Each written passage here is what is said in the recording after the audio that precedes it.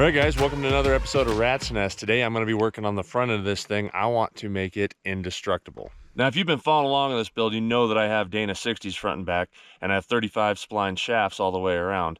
And I'm only running 37-inch tires, but every axle has their weak point. And today, we're going to be installing these. These are the ball joint delete system, and they're designed by American Iron Off-Road. And once I put these bad boys on, I'm never going to have to do it again. And even if I did run into an issue, these are actually rebuildable. And if you're wondering what this stuff is, this is something that South Dakota does. They do a really good job of mitigating the forest. And so like that over there. And when you get, once we get a big heavy snow, they'll come in here, they burn these brush piles up, and then they just stay there and brush up. And then that way you actually have some spacing between your trees. So for years, kingpins have been known to be much, much stronger because of the assembly here, which is a bearing and post setup basically that is allowing it to never fail. You got a big kingpin in there. That this is not the failure point, but what we found over the years is this is the failure point. The actual knuckle of a kingpin is weaker. I'm going to try to get this on you right here. You can see how thin those kingpin knuckles get, and that is actually where you have a failure point in kingpins. Even for years, when people thought kingpins were stronger, they are if you do aftermarket knuckles, but that costs a lot of money too, and you had to spend a lot of money probably for the axle. This axle, for instance, I paid $500 for. That ball joint 60 I paid $150 for. It's a 99-04. So the number one reason that kingpin axles are more expensive than ball joint axles is because of the ball joints themselves. These right here are known for being the weak point of a ball joint Dana 60. This is where your failure point is. The knuckles are actually pretty strong. You don't see these fail that often unless this failed first. And I've seen these things go all the way up in the upwards of $1,500 to $2,000 because it's a kingpin, and that's just not worth it. Not when you can delete the weak point of the ball joint. So if you guys remember back when I started this, I actually picked up my old Comanche that I had built this front axle with. This is a Snowfighter 60 that had kingpins and the knuckles had broke. I couldn't afford the knuckles, but I was able to buy a 97 Dana 60 for like $100, and I was able to weld those knuckles onto this housing. And that's actually how I did this. So I have a weak point in my ball joints here. So the quickest and easiest way to know if your ball joints are bad is going ahead and jacking up one side, taking a good pry bar and just going underneath it and prying up against the tire.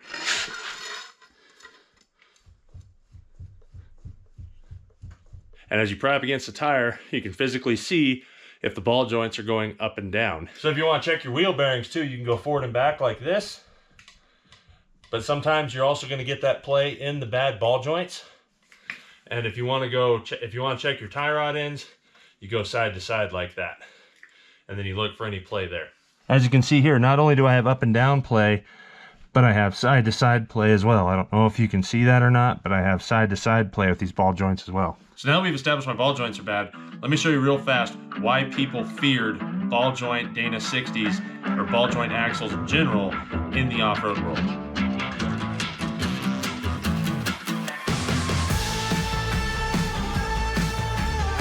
So we know that the ball joint knuckles seem to hold up. Now the reason why they seem to hold up is because the failure point is in the ball joint. The ball joint is just a ball and socket.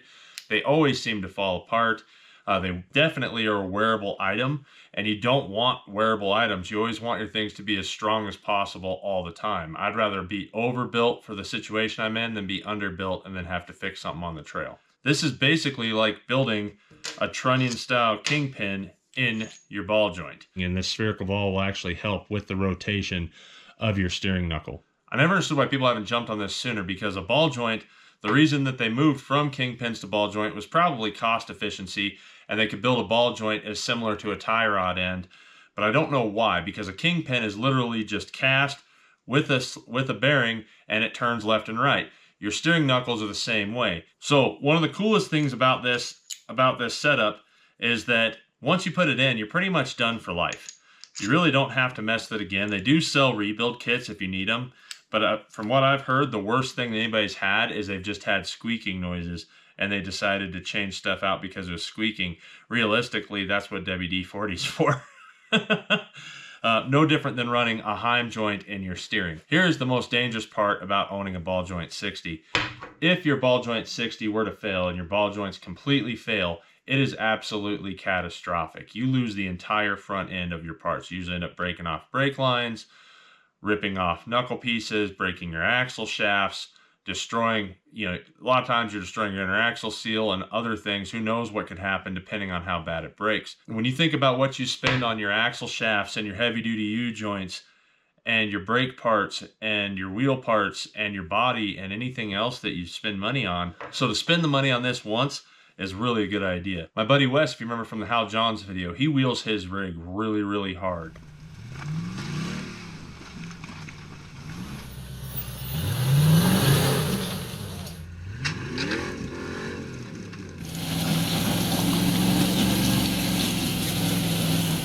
He has a big Hemi motor. He has a ball joint Dana 60 up front, and he runs really big tires. And he was replacing ball joints about every 6 months on his rig, at least 2 times a season, 2 times a wheeling season. And that's when we went to these ball joint deletes. And what the problem was at this point, though, with his, is that his press-in was so bad, he had wore it out so bad on that knuckle that he actually, it was just sliding in and out. Fortunately, American Iron Off-Road had built a replacement for that, which is a weld-in ball joint delete kit that you could do as well. In this case, before mine go that bad, I want to go ahead and replace these with these nice press-ins, and once they're in, and I don't have to worry about it again.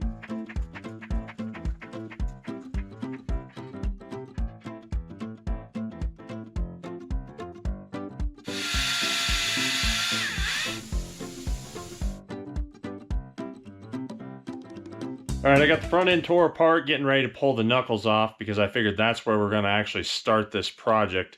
One of the things I do want to mention, though, is this thing has that ballistic shave kit up front, and I don't know what it is, but I wear those bolts off, and it wears the front end of that cover off, and it is extremely challenging. I spent hours trying to get that front cover off, and I was like, well, I'll just go buy a new cover. A new cover's like 400 something bucks. That's insane. I'm not doing that. So I just bought new bolts, and then I guess I'll just try not to smash rocks and drive by Braille. I pulled everything apart also because I needed to check the axle seals. I need to change those out at the same time. So once I pull those axle seals out, then I'll go ahead and we'll pull these off. So your ball joints are pressed into your steering knuckle, but then the taper is actually seated into your cast knuckle. So the easiest way I've found to get them off is giving it a good old whack with the old Tanya Harding.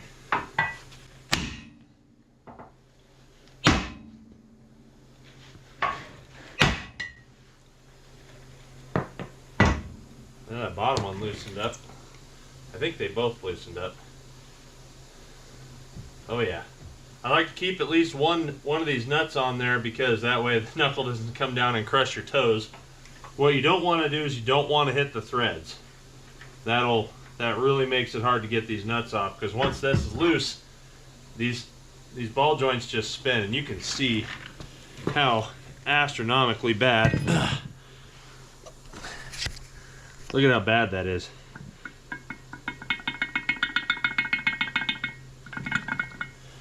This is why they're just, I don't even know why we have them. Like, kingpins are where it's at, and that's what we're doing here. We're deleting this with the ball joint delete and creating our own kingpin for it, basically.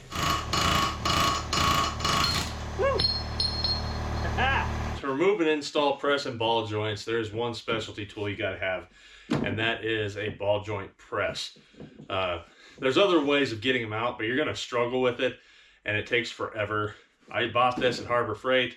It is without a doubt the best way to change ball joints, like by a million. If you buy this kit, you're going to want to make sure you have the big cup kits basically for the four-wheel drive vehicles.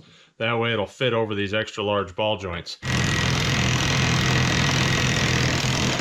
On any tool like this or a Pitman arm puller is going ahead and putting anti-seize on your threads. That's really going to save the life of not only the threads here, but the threads inside your C-clamp.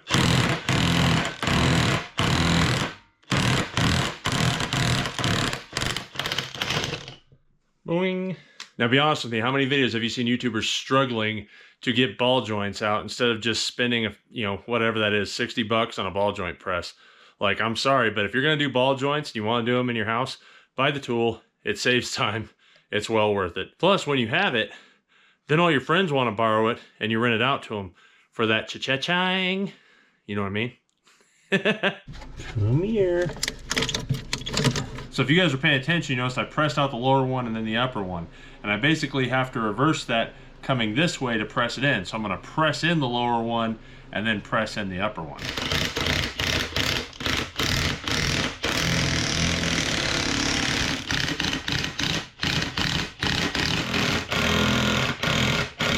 So now that we've pressed in our ball joint deletes, the next thing we have to do is put in our tapered sleeve.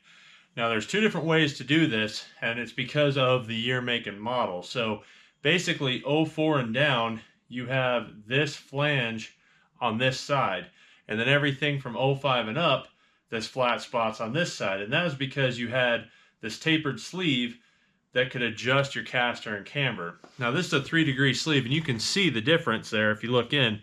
You can see how thin it is on this side and how thick it is on this side.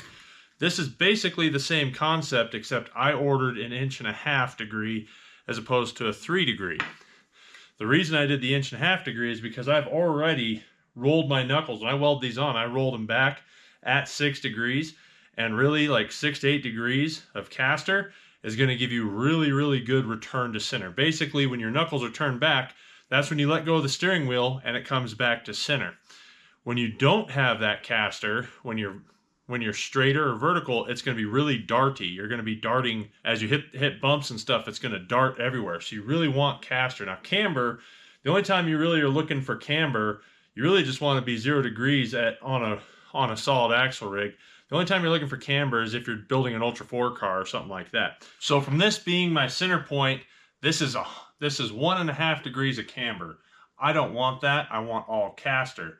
So to create more caster, giving me a better return to center on my steering wheel, I turn it counterclockwise on the passenger side, and you turn it clockwise on the driver's side. So basically, with this slit facing forward, just like the original ones were, that's going to give me 1.5 degrees of caster and 0 camber. Now all I got to do is mark my flat spot here, trim that off, and then we can slide her in. All right, make sure your O-ring's on top here, along with your washer. Put this nut on. Now, if you're having problems, if for some reason yours is a little tighter to get up, you can always take that jack, especially that Harbor Freight off-road jack, and it comes up here real nice. And you can push this knuckle up while you're doing this. Makes it a lot easier. But, put the bolt down. Find the sweet spot if I can. There we go.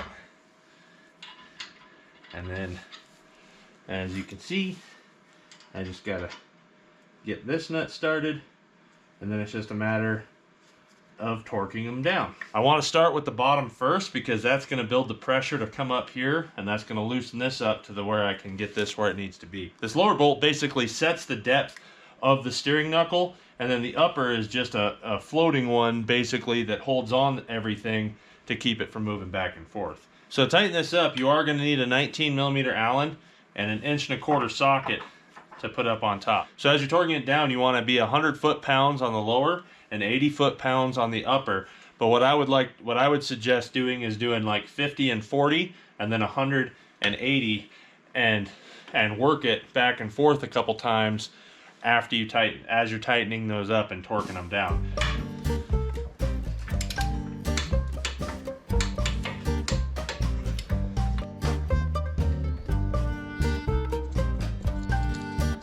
So we got everything in, torqued up, paint marked. Now all I gotta do is do the same thing on the other side, which I'm not gonna waste my time showing you guys that. But if you're ever curious that you got it tight enough or that everything's where it should be, check your bump stops on your steering. As you can see, we are good to go. Bing!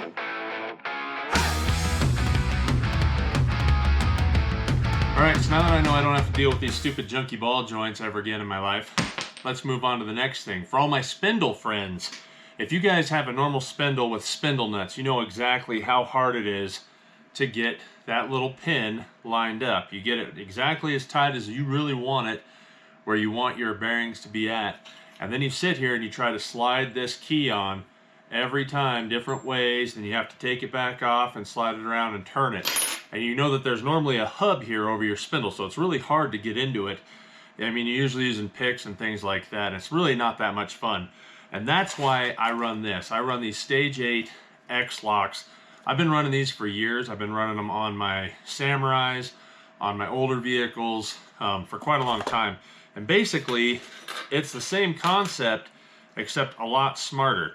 You have a multiple keyed washer here. So you slide your keyed washer on, you spin your spindle nut on, and you only have one spindle nut, which is nice. And then you have this. This locks in here and basically sits right on top of your washer. You see how I could just slide it on, first shot even.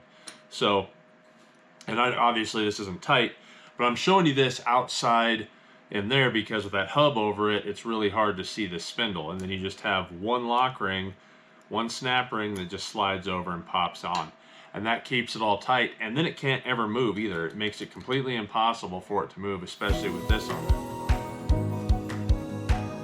So it's the next day because I wanted to paint my diff cover and waited for it to dry. I actually did wait for it. I'm not very patient when it comes to paint. But if you guys want to do this, if you guys do these ball joint deletes, make sure that you understand that it'll probably be pretty stiff when you steer for the first 100 to 500 miles. Plus you want to check it again after you've driven a little bit and make sure that everything's still tight, paint marks are still there, and everything else. So I really appreciate you guys watching. Make sure you like and subscribe, and I'll see you guys on the next one. Bye-bye. Matt was here. Dang it, Matt.